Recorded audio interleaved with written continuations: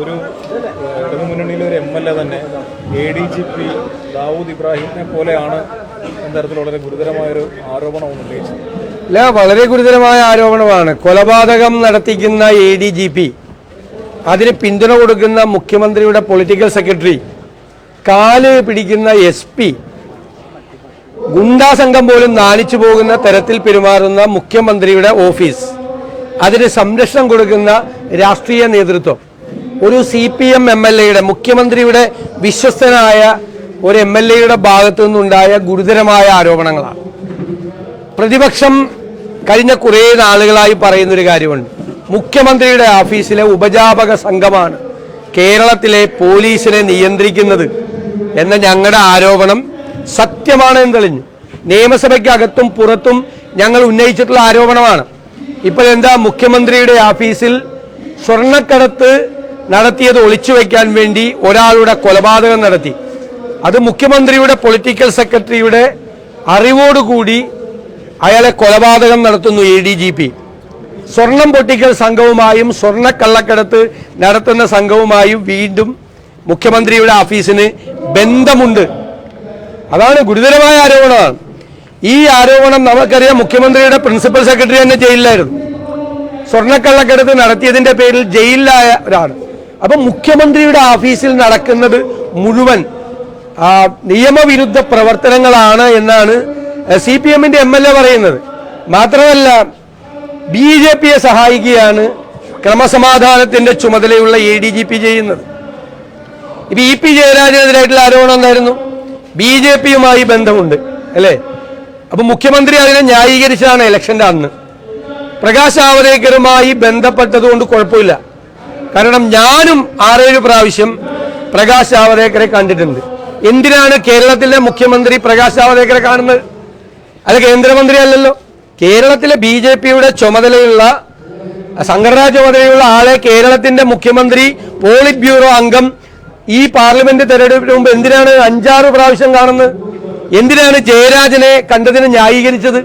അപ്പൊ ജാവദേക്കറെ കണ്ടതിന് ജയരാജനെ പുറത്താക്കുമെങ്കിൽ മുഖ്യമന്ത്രി കൂടി ജാവദേക്കറെ കണ്ടെന്ന് നിങ്ങളോടല്ലേ പറഞ്ഞത്? ഇലക്ഷന്റെ അന്ന് ഓർമ്മയുണ്ടാവും നിങ്ങൾക്ക്. ഇലക്ഷന്റെ അന്ന്, തെരഞ്ഞെടുപ്പിന്റെ അന്ന് നിങ്ങളോട് പറഞ്ഞു, ഞാനും 5-6 പ്രാവശ്യം കണ്ടിട്ടുണ്ടെന്ന്. എന്തിനാ മുഖ്യമന്ത്രി കാണുന്നത്? അപ്പൊ BJPയുമായിട്ടുള്ള ബന്ധം EP ജയരാജനുണ്ടായിരുന്നു, മുഖ്യമന്ത്രിക്കുണ്ട്. ഇപ്പോ മുഖ്യമന്ത്രിയുടെ ഓഫീസിലെ ആർക്കുള്ളത്? ഓഫീസുമായി ബന്ധപ്പെട്ട ഉപജാപക സംഘത്തിലെ ക്രമസമാധാനത്തിന്റെ ചുമതലയുള്ള ADGPക്ക്. പിന്നെ ഒരു ആരോപണം ഞങ്ങൾ ഉന്നയിച്ചു. BJPയെ തൃശ്ശൂരിൽ സഹായിക്കാൻ വേണ്ടി മനഃപൂർവ്വമായി മുഖ്യമന്ത്രിയുടെ അറിവോടുകൂടിയാണ് തൃശ്ശൂർ പൂരം പോലീസ് കലക്കിയത്. ഞാൻ ഉന്നയിച്ച ആക്ഷേപമാണ് പ്രതിപക്ഷം, ഞങ്ങൾ എല്ലാവരും ചേർന്ന് ഉന്നയിച്ച UDF. ഞങ്ങൾ എന്താ പറഞ്ഞത്? രാത്രി മുഴുവൻ ഒരു കമ്മീഷണർ കിടന്ന് അലങ്കോലം ഉണ്ടാക്കായിരുന്നു പൂരം കലക്കാൻ. 2 മന്ത്രിമാരുണ്ടായിരുന്നു ഈ മന്ത്രിസഭയിലെ തൃശ്ശൂരിൽ, അവരെ അനങ്ങി കൊടുത്തില്ല. ഈ കമ്മീഷണർ ഇങ്ങനെ അലങ്കോലം ഉണ്ടാക്കുന്നത് മുഖ്യമന്ത്രി അറിയില്ലേ? എവിടെയാണെങ്കിലും ഈ സംസ്ഥാനത്തുണ്ടായിരുന്നല്ലോ മുഖ്യമന്ത്രി. രാവിലെ 11 മണിക്ക് മുതൽ മടത്തി വരവ് തൊട്ട് കുഴപ്പമുണ്ടാക്കുകയാണ് ഈ കമ്മീഷണർ.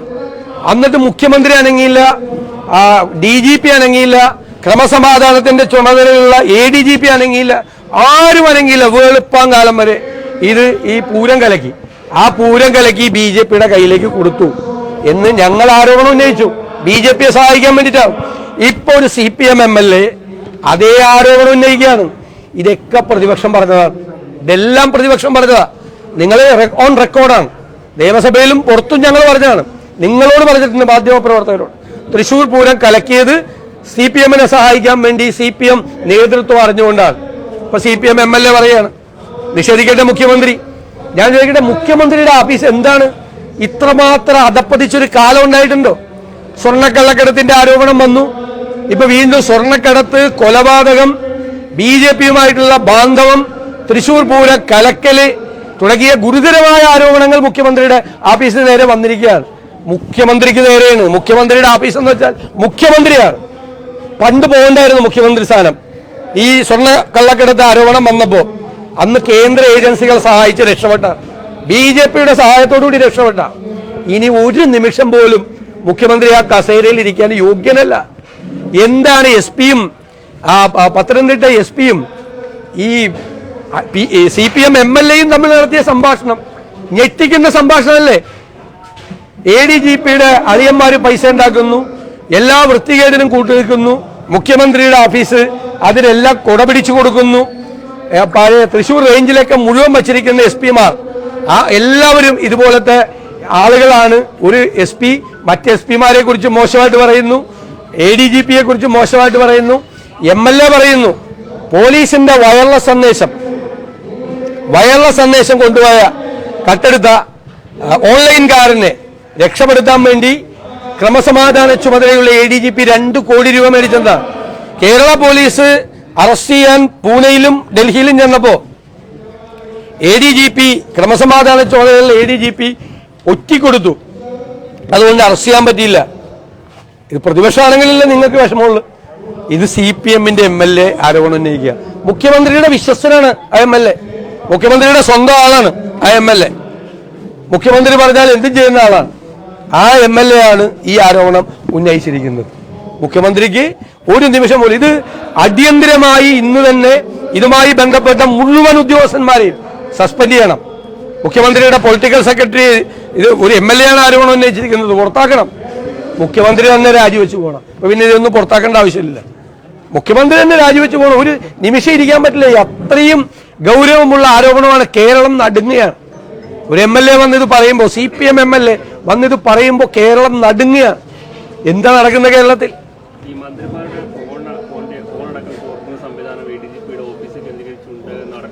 അത് ഗുരുതരമായ ആരോപണമാണ്.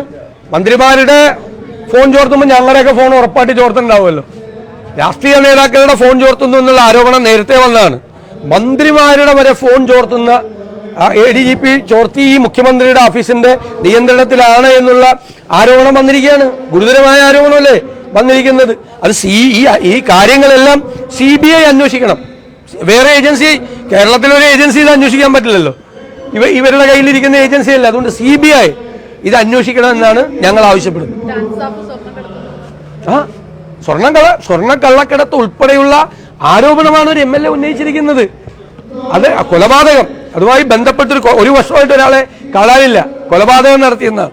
ഈ സർക്കാരിനെ ഇത്തരം വെട്ടിലാക്കുന്ന പ്രസ്താവനകളൊക്കെ നിരന്തരം അല്ലെങ്കിൽ സംഭവങ്ങൾ നിരന്തരം ഉണ്ടാക്കിയിട്ടുണ്ട്. എന്തുകൊണ്ടായിരിക്കും PV അൻവറിനെ CPM സംരക്ഷിക്കുന്നത് എന്നൊരു ചോദ്യം. പേടിയായിരിക്കും. അയാൾക്ക് കുറെ രഹസ്യങ്ങൾ അറിയാൻ പറ്റുമായിരിക്കും, അതുകൊണ്ടായിരിക്കും. ഇല്ലെങ്കിൽ അയാൾ പറയുന്ന തെറ്റാണെങ്കിൽ ഒരു നിമിഷം അയാൾ CPM-ൽ ഉണ്ടാവുമോ? CPM-ൽ ഉണ്ടാവും, ഒരു നിമിഷം ഉണ്ടാവും അയാൾ പറയുന്നത്. അപ്പൊ അയാളുടെ കയ്യിൽ തെളിവുണ്ടാവുമായിരിക്കും, അയാളെ ഭയമായിരിക്കും ഇവർക്ക്. ഇല്ലെങ്കിൽ അയാൾ എപ്പോഴേ ആദ്യത്തെ ദിവസം ഈ സുജിത്തും അയാളും തമ്മിലുള്ള സംഭാഷണം പുറത്തു വന്നപ്പോൾ തന്നെ അയാൾക്കെതിരെ നടപടി എടുക്കണ്ടേ? ഇത് സർക്കാരിന്റെ ഭാഗത്ത് ക്ലിയർ ആണ്, ADGP ക്ലിയർ ആണ്, പൊളിറ്റിക്കൽ സെക്രട്ടറി ക്ലിയർ ആണ്, മുഖ്യമന്ത്രി ക്ലിയർ ആണെങ്കിൽ അപ്പൊ തന്നെ ഈ MLA-ക്കെതിരെ നടപടി എടുക്കൂലേ? MLA-ക്കെതിരെ ഇത്രയും ദിവസമായിട്ടും ഒരു നടപടി എടുത്തില്ലല്ലോ. MLA-യെ കുറിച്ച് ഒരു ആക്ഷേപം പോലും പാർട്ടി സെക്രട്ടറി ഇന്നലെ പത്രസമ്മേളനം നടത്തിയിട്ട് വല്ലതും പറഞ്ഞോ? MLA-യെ കുറിച്ച് ഒന്നും പറഞ്ഞില്ല. അപ്പൊ MLA പറയുന്നത് ശരിയാണെന്നല്ലേ അതിന്റെ അർത്ഥം? അല്ലെങ്കിൽ MLA-യെ നിർത്താൻ പറ്റുമോ? അപ്പൊ MLA പറയുന്നത് ശരി, ഞാൻ MLA പറയുന്നത് ശരിയാണെന്ന് വിശ്വസിക്കുന്നത്. കാരണം അയാളെ ഭയന്നിട്ട് അയാൾക്കെതിരായിട്ട് ഒരു നടപടി എടുക്കുന്നില്ല. ഇല്ലെങ്കിൽ അയാൾ പറഞ്ഞ തെറ്റാണെന്ന് ഇവര് തെളിയിക്കും. അപ്പൊ മുഖ്യമന്ത്രി പറഞ്ഞ എന്തും ചെയ്യുന്ന ആളാണ്. മുഖ്യമന്ത്രിയുടെ അനുവാദത്തോടു കൂടിയാണ് എനിക്കെതിരെയാന്ന് ആരോപണം ഉന്നയിച്ചത്. ഞാൻ അപ്പൊ തന്നെ മറുപടി കൊടുത്തു. അതിൽ പിന്നെ പോലീസ് അന്വേഷിച്ച് കോടതിയിൽ കേസ് വന്നപ്പോ ഒരു കഴമ്പ് പോലും ഇല്ല, സത്യത്തിന്റെ ലാഞ്ചന പോലും അതിൻ്റെ അകത്ത് ഇല്ല എന്ന് പോലീസ് തന്നെ റിപ്പോർട്ട് കൊടുക്കേണ്ടി വന്നു. എല്ലാവരും ഇരുന്ന് ചിരിച്ചു. അതല്ലല്ലോ, അവരല്ലല്ലോ, വിജിലൻസ് അല്ലേ കൊടുത്തത്. വിജിലൻസ് ആണ് കൊടുത്തത്, ADGP അല്ല കൊടുത്തത്. ഈ വിജിലൻസ് അല്ലേ കൊടുത്തത്, കോടതിയിൽ കൊടുത്തത് അന്വേഷിച്ചിട്ട്. അന്ന് എല്ലാവരും മന്ത്രിമാരടക്കം ഇരുന്ന് ചിരിച്ചു. ആ മുഖ്യമന്ത്രി അറിയാതെ CPM-ൽ ഒരു MLA പ്രതിപക്ഷ നേതാവിനെതിരായിട്ട് ആരോപണം ഉന്നയിച്ചല്ലോ. അതുകൊണ്ട് ഞാനതിന് മറുപടിയും പറഞ്ഞു. അവര് തന്നെ, അവരുടെ പോലീസ് തന്നെ കൊടുത്തു. സത്യത്തിന്റെ ലാഞ്ചന പോലും ഇല്ല അതിന്റെ അകത്തുനിന്ന്. അങ്ങനെ വരില്ലല്ലോ മുഖ്യമന്ത്രി. ഇതിപ്പോ മുഖ്യമന്ത്രിക്കെതിരെയല്ലേ ഈ ആരോപണം? മുഖ്യമന്ത്രിയുടെ ഓഫീസിൽ നിന്ന് നമ്മൾ പറഞ്ഞാൽ ഇനി എന്താ അർത്ഥമുള്ളത്? അങ്ങനെയാണെങ്കിൽ സ്വന്തം ഓഫീസിനെ നിയന്ത്രിക്കാൻ പറ്റാത്ത കഴിവില്ലാത്ത ആള്. ഞാൻ അങ്ങനെ ഒരിക്കലും ശ്രീ പിണറായി വിജയനെ കുറിച്ച് പറയില്ല. സ്വന്തം ഓഫീസ് നിയന്ത്രിക്കാൻ കഴിവില്ലാത്ത ആളാണ് എന്ന് ഞാൻ ഒരിക്കലും പറയില്ല. അങ്ങനെ പറയാൻ പാടില്ല കേരളത്തിലെ മുഖ്യമന്ത്രിയെ കുറിച്ച്. പ്രതിപക്ഷ നേതാവ് ഒട്ടും പറയാൻ പാടില്ല.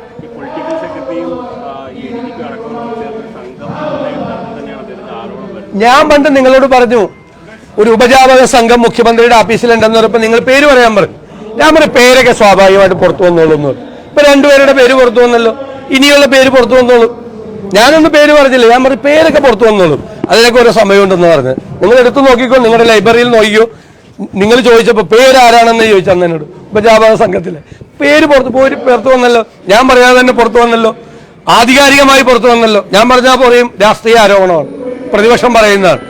ഭരണകക്ഷി MLA പറയല്ലേ, CPM MLA പറഞ്ഞല്ലോ.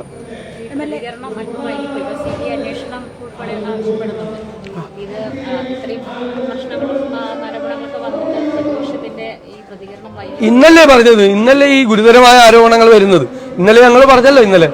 ഞാൻ ഇന്നലെ കണ്ടപ്പോൾ ഇന്നലെ ഞാൻ തൃശ്ശൂരിൽ വെച്ച് പറഞ്ഞു, ഞാൻ പറഞ്ഞു പിന്നെ ഇങ്ങനെ വൈകി പോകണം. ഇന്ന് വീണ്ടും പറയുമല്ലേ, നമ്മൾ കാത്തിരിക്കുകയല്ലേ പുതിയ സാധനം. കൊലപാതകം ഇന്നലെ പറഞ്ഞിരുന്നോ? മുഖ്യമന്ത്രിയുടെ ഓഫീസ് ADGPയും ബന്ധപ്പെട്ടുള്ള കൊലപാതകം, സ്വർണ്ണക്കടത്ത് പറഞ്ഞിരുന്നോ ഇന്നലെ പറഞ്ഞത് ഉദ്യോഗസ്ഥന്മാർ തമ്മിലുള്ള തർക്കത്തെക്കുറിച്ചാണ് പറഞ്ഞത്.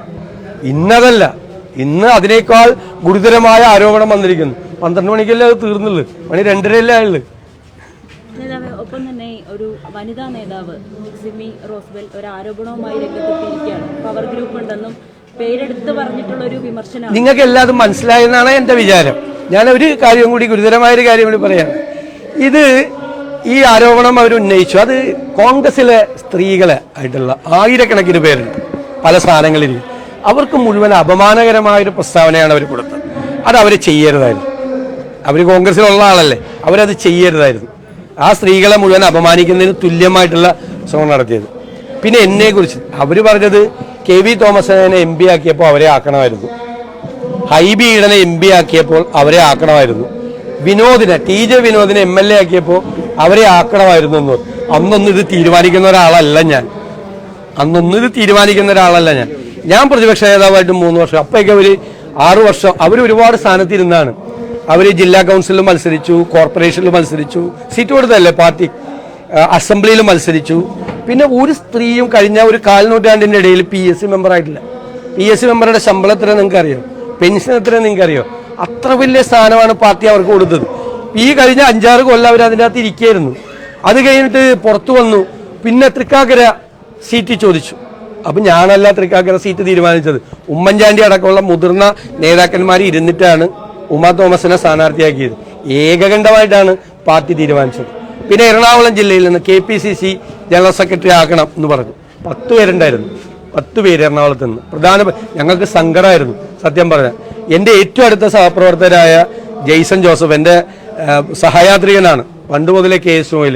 MR അഭിലാഷ്, 2 പേരെ എനിക്കാക്കാൻ പറ്റിയില്ല. ഇവിടെ നിന്ന് 4 പേരായി, സീനിയേഴ്സായി. അതിന് മുമ്പുണ്ടായിരുന്നവരും സീനിയറായിട്ടുള്ള VJ പോലീസും ആയി. അപ്പോൾ 28 പേരെയുള്ള ആകെ സംസ്ഥാന ഭാരവാഹികൾ, 4 പേര് എറണാകുളം ജില്ലയിൽ നിന്നായി. എൻ്റെ ജില്ലയിലെന്നും പറഞ്ഞുകൊണ്ട് ഞാൻ 10 പേരെ ഇവിടെ നിന്ന് വയ്ക്കാൻ പറ്റുമോ?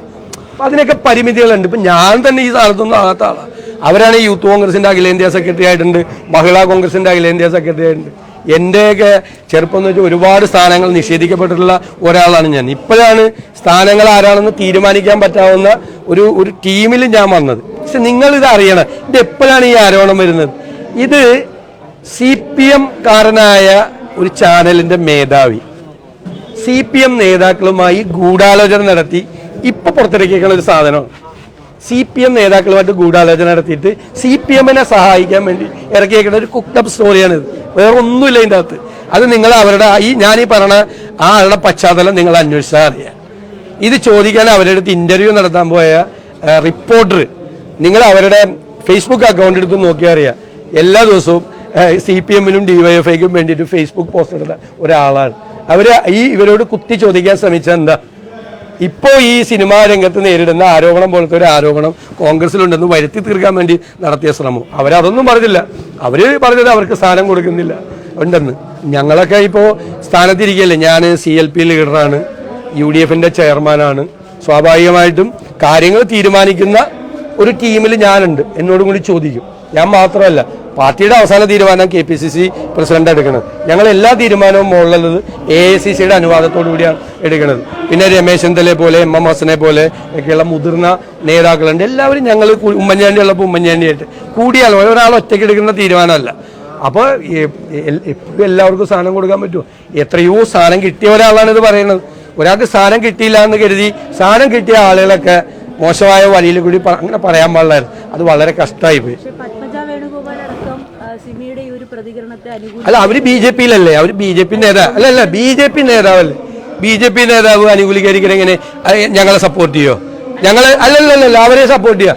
അവർക്ക് എന്തായിരുന്നു തൃശ്ശൂരിൽ 2 പ്രാവശ്യം അവർക്ക് മത്സരിക്കാൻ സീറ്റ് കൊടുത്ത്, കേരളത്തിലെ നമ്പർ 1 കോൺഗ്രസ് സീറ്റ് ചാലക്കുടി മത്സരിക്കാൻ സീറ്റ് കൊടുത്തു, KPCCയുടെ പൊളിറ്റിക്കൽ അഫയേഴ്സ് കമ്മിറ്റിയിൽ ഞങ്ങൾ അങ്ങോട്ട് ചോദിച്ചതെല്ലാം കൊടുത്തു, കെ കരുണാകരന്റെ മകളായതുകൊണ്ട്.